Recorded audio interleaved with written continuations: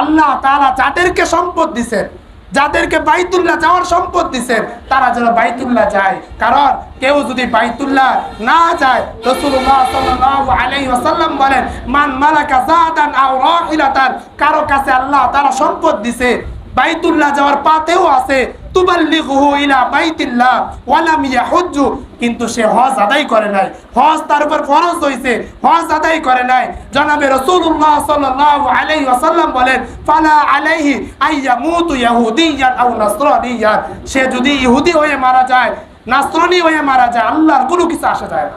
এজন্য যাদের উপর হজ ফরজ, হজ জীবিত থেকে হজটা আদায় করে যান। কারণ আল্লাহর ঘরের জিয়ারত আল্লাহ সবাইকে তৌফিক দেয় না।